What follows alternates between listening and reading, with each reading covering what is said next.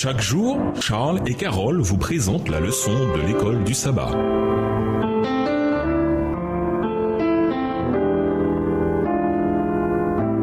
Bienvenue dans votre émission Dieu nous parle. Nous voilà à la leçon de dimanche, marcher par l'esprit. Lisons Galates 5, le verset 16. Qu'est-ce que la notion de marche a à voir avec la foi? Ainsi que Deutéronome 13, les versets 4 et 5, Romains 13, le verset 13, Éphésiens 4, les versets 1 et 17, et Colossiens 1, le verset 10. Galates 5, verset 16. Je dis plutôt, marchez par l'esprit, et vous n'accomplirez jamais ce que la chair désire. Deutéronome 13, versets 4 et 5, vous irez après l'Éternel, votre Dieu, et vous le craindrez. Vous observerez ses commandements, vous obéirez à sa parole, vous le servirez et vous vous attacherez à lui. Ce prophète ou ce songeur sera puni de mort, car il a parlé de révolte contre l'Éternel, votre Dieu, qui vous a fait sortir du pays d'Égypte et vous a délivré de la maison de servitude. Et il voulut te détourner de la voie dans laquelle l'Éternel ton Dieu t'a ordonné de marcher. Tu ôteras ainsi le mal du milieu de toi.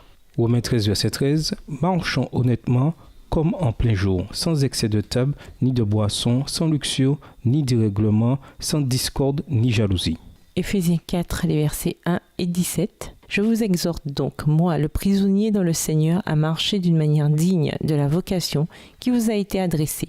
Verset 17. Voici donc ce que je dis et ce que je déclare dans le Seigneur, c'est que vous ne devez plus marcher comme les païens qui marchent selon la vanité de leurs pensées. Colossiens 1, verset 10. Marchez d'une manière digne du Seigneur pour lui plaire à tout point de vue, porter des fruits en toutes sortes d'œuvres bonnes et croissez dans la connaissance de Dieu. La marche est une métaphore tirée de l'Ancien Testament et qui fait référence à la manière dont une personne doit se conduire. Paul, lui-même juif, emploie souvent cette métaphore dans ses lettres pour décrire le genre de comportement qui doit caractériser la vie chrétienne. Son emploi de cette métaphore est également vraisemblablement lié au premier nom associé à l'Église chrétienne. Avant que les disciples de Jésus ne soient appelés chrétiens, acte 11, verset 26, ils étaient connus comme les disciples du chemin. Jean 14, verset 6, acte 22, le verset 4, acte 24, le verset 14. Cela indique que très tôt, le christianisme n'était pas qu'une simple série de croyances théologiques tournant autour de Jésus, mais également un chemin que l'on doit emprunter. En quoi la métaphore de Paul sur la marche est-elle différente de celle que l'on trouve dans l'Ancien Testament?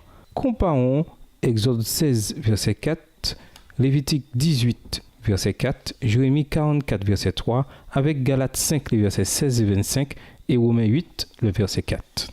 Exode 16, le verset 4. L'Éternel dit à Moïse, « Voici, je ferai pleuvoir sur vous du pain du haut des cieux.